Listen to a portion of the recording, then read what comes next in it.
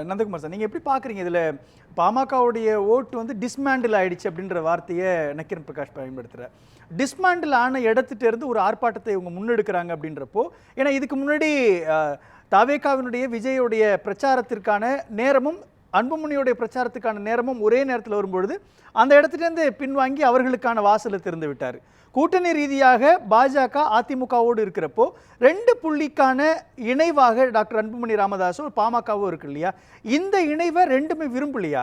அதிமுகவோ அல்லது வந்து தாவேகாவோ விரும்பலன்னு எடுத்துக்க முடியுமா? இல்லை, இதில் முதல்ல மெயினாக பார்க்க வேண்டியது வந்து அன்புமணி ராமதாஸ் ஆகட்டும், டாக்டர் ராமதாஸ் ஆகட்டும், இவங்க 2 பேரும் யாரை எதிர்த்து களமாடுறாங்கன்னா திமுகவை எதிர்த்து தான் களமாடுறாங்க.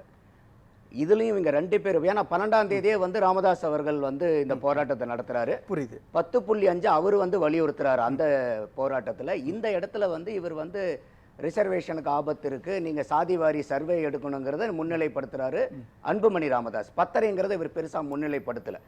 அப்ப ராமதாஸ் என்ன சொல்றாருன்னா, ஒரு மாடு மேய்க்கக்கூடிய பையனை உதாரணமா சொல்றாரு அவர் பேச்சுல.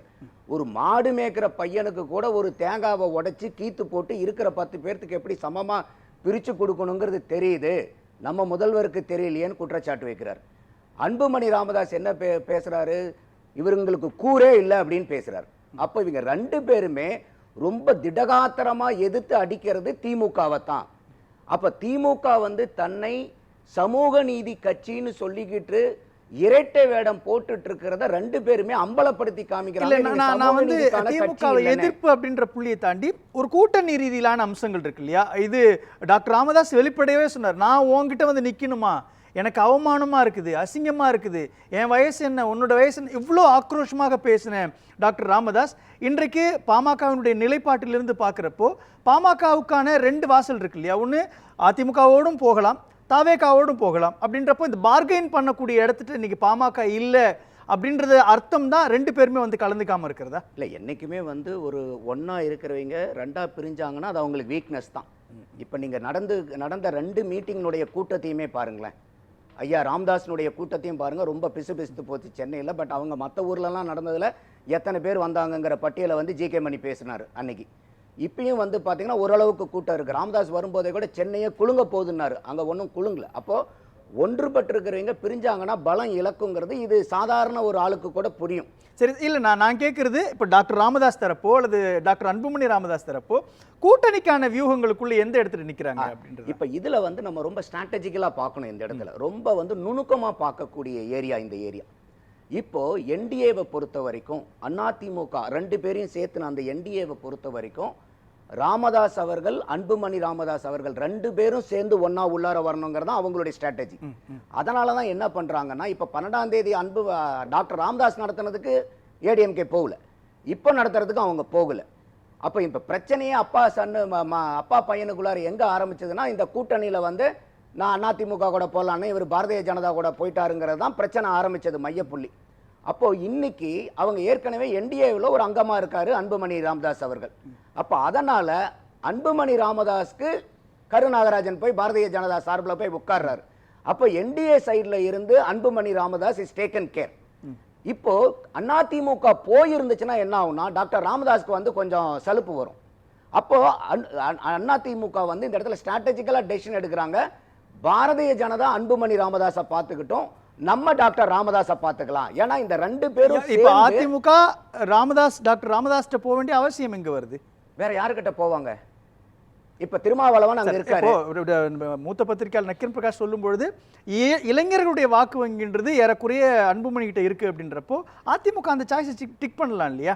இப்போ உத்தரப்பிரதேசத்துல முலாயம் சிங் யாதவா, அகிலேஷ் யாதவான்றப்போ காங்கிரஸ் ஒரு ஸ்டாண்ட் எடுக்கிறாங்க. பீகார்ல தேஜஸ்வியா, லல்லு பிரசாத் யாதவான்றப்போ அந்த இடத்துல ஒரு ஸ்டாண்ட் எடுக்கிறாங்க இல்லையா? தமிழ்நாட்டில் பாமகவில் டாக்டர் ராமதாஸ், அன்புமணி ராமதாஸான்னா என்டிஏ ஒரு டேக் எடுத்துருக்காங்க இல்லையா? என்டிஏ டாக்டர் அன்புமணி ராமதாஸ் கூட இருக்கிறப்போ அதிமுக ஏன் ராமதாஸ் கூட போய் நிற்கணும்? அவங்க தனியா நிக்கல. இப்ப அதிமுக பாரதிய ஜனதா எந்த கூட்டணியில இருக்கு? ஒரே கூட்டணியில தானே இருக்காங்க. நீங்க பேசுறப்ப சொன்னீங்க இல்லையா, அதிமுக வந்து ராமதாஸ் விரும்புது அப்படின்னு. ஆமா, என்ன அதுக்கான லாஜிக் ஃபேக்டர் என்ன காரணம்னா, இப்ப அதிமுகவும் இன்னைக்கு மீட்டிங் போயிருந்தாங்கன்னு வச்சுக்கோங்களேன். அப்ப வந்து இவங்க அன்புமணி ராமதாஸை தான் இவங்க ஃபுல்லா பேக்கப் பண்றாங்க, நம்மளை வந்து இல்லைங்கும் போது அவங்க நம்மளை கைவிட்டுட்டாங்களோங்கிற வருத்தம் பெரியவருக்கு வரும். அதை அவங்க கொடுக்க விரும்பல. அப்ப ஏற்கனவே வந்து பாத்தீங்கன்னாக்கா டாக்டர் ராமதாஸ்கே வந்து அதிமுக மேல ஒரு சாஃப்ட் கார்னர் 2024 இருந்துச்சு. அதை எதிர்த்து தான் இந்த பிரச்சனையை ஆரம்பிச்சது. அப்போ அதுக்கு அதிமுக இந்த இடத்துல வந்து ஏதாவது முடிவு எடுத்து தானே சார் ஆகணும். அதைத்தான் அதிமுக ஒரு ஒரு கூட்டணியுடைய அங்கம் வகிக்கக்கூடிய ஒரு முக்கியமான கட்சின்றப்போ ஒன்னு டிக்க நீங்க அன்புமணி ராமதாஸ் அப்படி அடிக்க முடியாது. இல்ல ராமதாஸ்க்கு இல்ல பாலிடிக்ஸ்ல வந்து எஸ்ஆர் நோலாம் இல்ல. இங்க வந்து எல்லா இடத்துலயுமே அவங்க கெயின் பண்ணணும்னு நினைக்கிறாங்க. அவங்க என்ன நினைக்கிறாங்கன்னா என்டிஏவை பொறுத்த வரைக்கும் இன்னைக்கு பாட்டாளி மக்கள் கட்சி ரெண்டா பிரிஞ்சிருந்ததுன்னா நீங்க சொல்ற மாதிரி இந்த ஓட்டு பிரியும் போது அது பாட்டாளி மக்கள் கட்சிக்கும் பிரயோஜனம் இல்லை, அதாவது அன்புமணிக்கும் பிரயோஜனம் இல்லை, டாக்டர் ராமதாஸ்க்கும் பிரயோஜனம் இல்லை, அவங்க எந்த கூட்டணிக்கு போறாங்களோ அவங்களுக்கும் பிரயோஜனம் இல்லை. ஆனா இந்த ரெண்டு ஃபேக்ஷனா இருந்தா கூட அந்த ரெண்டு ஃபேக்ஷன்ல ஒரே கூட்டணிக்கு வந்தாங்கன்னா அதே பலம் அப்படியே கிடைக்கும். ஏன்னா சீட்டு மட்டும் இங்க மாறும். அதே மாதிரி இருக்கும்போது அப்பாவும் மகனும் ஒரே கூட்டணியில் இருக்காங்கும் போது அவங்க சமூகத்தினுடைய வாக்கும் பிளவுபடாது. இது பெரிய ஸ்ட்ராட்டஜி. அதனால தான் நான் ஆரம்பத்திலே சொன்னேன் நுணுக்கமா பார்க்கணும் இதை. அப்ப அதிமுகவும் பாரதிய ஜனதாவும் சரியான காய் நகரத்தில் இங்க பண்ணிருக்காங்க. அந்த இடத்துல அதிமுகவுடைய பொதுச் செயலாளர் கூட்டணி விவகாரத்துக்கான முடிவாகத்தான் இந்த போராட்டத்தில் பங்கேற்கலன்னு சொல்லி, ஏன்னா நக்கீரன் பிரகாஷ் சொல்லும் பொழுது ஒரு லாஜிக்கை வைக்கிறாரு. ஒருவேளை அதிமுக பாமக நடத்தக்கூடிய அந்த ஆர்ப்பாட்டத்துக்கு போய் நின்றுச்சுன்னா ஏற்கனவே 2021 சட்டமன்ற தேர்தலில் தென் மாவட்டங்களில் வாக்கு வங்கி எழுந்த மாதிரி மேலும் ஏன் திரும்ப ஒரு சமூகத்தினுடைய எதிர்ப்புணர்வுக்கு ஆளாகணும் இந்த போராட்டம்? அது லாஜிக்கா சரியா இருக்கும். ஆனால் இந்த இடத்துல நீங்க சொல்ற லாஜிக் சரியா இருக்குமா? இல்ல, ஏற்கனவே அந்த லாஜிக் எல்லாம் அனலைஸ் பண்ணி தான் 10% கொடுத்தது. டெசிஷன் எடுத்ததுக்கு அப்புறம் யாரும் உட்கார்ந்து யோசிக்க மாட்டாங்க. எண்ணி துணிக கருமம் துணிந்த பின் எண்ணுவோம் என்பது இழுக்கு. அதனால அவங்க எல்லாமே வந்து கால்குலேஷன் பண்ணி தான் ரிஸ்க் ஃபேக்டர்ஸ் எல்லாம் அனலைஸ் பண்ணி தான் அன்னைக்கு 10% கொடுத்ததே. அதுல இன்னைக்கு வரைக்கும் எடப்பாடியார் அவர்களுக்கு வந்து அதிமுகவுக்கு வன்னியர்களுடைய சமூகத்தினுடைய வாக்கு அதிகமாக கிடைச்சிருக்குது. அதுல எந்த மாற்று கருத்தும் இல்ல. அந்த இடத்துட்டு தான் ஏன் இனிமே வந்து அன்புமணி ராமதாஸ் டாக்டர் ராமதாஸ் பார்க்க வேண்டிய அவசியம் என்ன இருக்கு?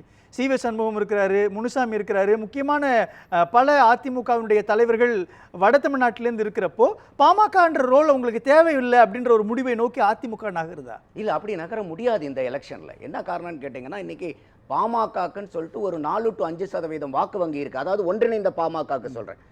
அந்த பாமக சரித்திரத்தில் அவங்க தனியா நின்ன வரைக்கும் என்னைக்கும் அவங்களுக்கு ஒரு சீட்டு கூட கிடைச்சதில்லை. ஒன்னா அதிமுக கூடயோ இல்ல திமுக கூடயோ கூட்டணியில இருக்கும்போது தான் பாமகவுக்கும் பலம் கிடைச்சிருக்குது. அவங்க வாக்கு வங்கியில சீட்டு கிடைச்சி எம்எல்ஏவாயி அவங்க வந்து ஆட்சியாளர்களா வர முடிஞ்சது. அப்படி இருக்கக்கூடிய சூழ்நிலையில பாமகவும் இதை இழக்க விரும்ப மாட்டாங்க. என்ன காரணம்னா இன்னைக்கு டாக்டர் ராமதாஸ் அவர்கள் 100க்கு 100% இன்னைக்கு திமுக கூட்டணிக்கு பிரகாஷ் சொல்ற மாதிரி எல்லாம் போக முடியாது. காரணம் என்னன்னா அங்க வந்து அண்ணன் திருமாவளவன் உட்கார்ந்து இருக்காரு. அவர் ஆரம்பத்திலே என்ன சொன்னாரு? சாதியவாதி கட்சிகள் மதவாத கட்சிகளோட எங்களுக்கு ஒட்டும் இல்லை உறவும் இல்லைன்னு கேட்கிறாங்க. அப்ப வந்து கூட கேட்கிறாங்க, ஏன் சார் இப்பதான் அன்புமணி ராமதாஸ் தானே இருக்காரு, அவர் தானே தலைவர், அவர் வர்றதுல என்ன பிரச்சனைங்கும் போது அப்ப கேட்கிறாரு, சொல்றாரு பிரஸ் மீட்ல, அவர் யாருக்கிட்ட பாடம் படிச்சுட்டு வந்தவர்? அப்ப அவருடைய பிரதான எதிர்ப்பே யாருக்கிட்ட இருக்கு? டாக்டர் ராமதாஸ் மேல. 2 புள்ளியில் அதுல இருக்கு இல்லையா? நீங்க சொல்ற மாதிரி அதே விடுதலை சிறுத்தைகள் கட்சியினுடைய தலைவர் திருமாவளவனுடைய ஸ்ட்ராட்டஜின்றது பாமக கூட நாங்க இருக்க மாட்டோம், பாஜக இருக்க கூட்டணியில் நாங்க இடம்பெற மாட்டோம் அப்படின்னும் பொழுது அதுல சொல்லலாம் இல்லையா? அந்த விசிகாவுடைய பொதுச் செயலாளர் ரவிக்குமார் சொல்றாரு, பாசிசத்துக்கு எதிரான ஜனநாயகத்தை காப்பாற்றுவதற்கான போராட்டத்துக்குள்ள ஐயா வந்தா நாங்க அக்செப்ட் பண்ணிக்கிறோம், அவர் துணிஞ்சு ஒரு முடிவு எடுக்கணும்னு சொல்றாரு இல்லையா? அப்போ அதுவும் லாஜிக்கா இருக்குல்ல. அப்போ திமுக கூட்டணிக்குள்ள வாங்கன்ற மறைமுக அழைப்பினுடைய வெளிப்பாடு தானே இது? இல்ல, அப்படி அவங்க போகும்போது இவங்க அண்ணன் திருமாவளவன் அங்கே கம்முன்னு இருந்தாருன்னா இவ்வளவு நாளா அவர் பேசின சாதியவாதம் மதவாதம் இந்த மாதிரி இதெல்லாம் வந்து பொய் பொருட்டுங்கிறது ரொம்ப அம்பலப்பட்டு போவாங்க. இன்னைக்கு ரவிக்குமார் அவர்கள் பேசுறது போற அண்ணன் திருமாவளவன் பேசணுங்கிற அவசியம் இல்லை. அண்ணன் ரவிக்குமார் வந்து ஜெயிச்ச உடனே போய் பொன்முடி அவர்களுடைய மனைவியார்கிட்ட காலில் விழுந்து ஆசீர்வாதம் வாங்கினாரு. அண்ணன் திருமாவளவன் அந்த மாதிரி போய் வாங்கிடுவாரா? அவர் வந்து திமுகவினுடைய உதயசூரியன் சின்னத்தில் நின்று திமுகவினுடைய எம்பி ஆனாரு. அண்ணன் திருமாவளவன் நின்னாரு அந்த மாதிரி. அப்ப அவங்க 2 பேருக்கு வித்தியாசம் இருக்குது. அப்ப அதனால வந்து இன்னைக்கு டாக்டர் ரவிக்குமார் சொல்றத பூரா அண்ணன் திருமாவளவனுடைய வாக்காமா அதை எடுக்கவே கூடாது நம்ம. இல்ல, நான் என்ன கேட்கிறேன்னா ஒரு 200+ அப்படின்றது திமுகவுடைய கூட்டணியுடைய இலக்காக இருக்கிறப்போ அது ஆடட் எனர்ஜி தான் மாறும் ராமதாஸ் வரும்பொழுது உள்ள. இல்ல சார், அப்படி பார்த்தா நீங்க அதிமுகவும் கூட நீங்க திமுக கூட்டணியில சேர்த்துக்கிட்டீங்கன்னா இன்னும் 234 ஜெயிக்கலாமே. அது வாய்ப்பு இருக்காங்கறதா நம்மளோட பேச்சு. நீங்க லாஜிக்கா சொல்லுங்க. அதிமுக திமுகவோட கூட்டணி அதே லாஜிக்கை தான் இங்க அப்ளை பண்றேன். டாக்டர் ராமதாஸ் திருமாவளவன் அண்ணன் என்ன சொல்றாரு? பாட்டாளி மக்கள் கட்சி இருக்கிற இடத்துல நாங்க இருக்க மாட்டோங்கிறாரு. அப்ப கூட கேக்குறாங்க ஒரு தனியார் தொலைக்காட்சியில, அப்படி மீறி வந்தா என்ன பண்ணுவீங்கன்னு கேக்குறாரு. கேள்வி வைக்கிறாங்க அவங்க. இல்லைங்க, நாங்க வேண்டாம்னு சொல்ல முடியாது, நாங்க வெளியே வந்துருவோம்னாரு. இதே அண்ணன் திருமா தான் சொன்னார்.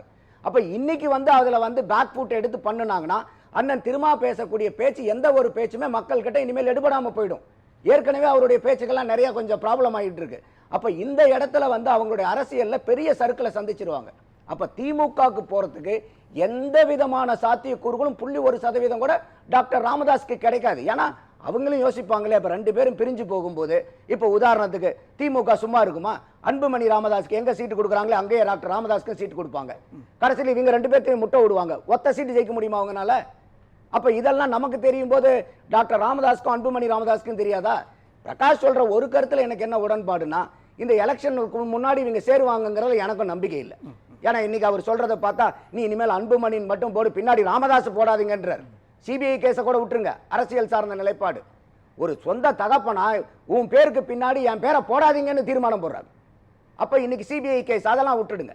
அப்படி இருக்கக்கூடிய சூழ்நிலையில இந்த 2 பேரும், அதனாலதான் நான் ஏற்கனவே சொன்னேன், இங்க என்டிஏவும் ஏடிஎம்கேவும் ஸ்ட்ராட்டஜிக்கலா காயின் நவுத்துறாங்க. இது ரொம்ப பிரில்லியண்டான மூவ் நான் பாக்குறேன். பேசலாம். அப்ப AIADMK is taking care of bringing Ramadoss into the alliance.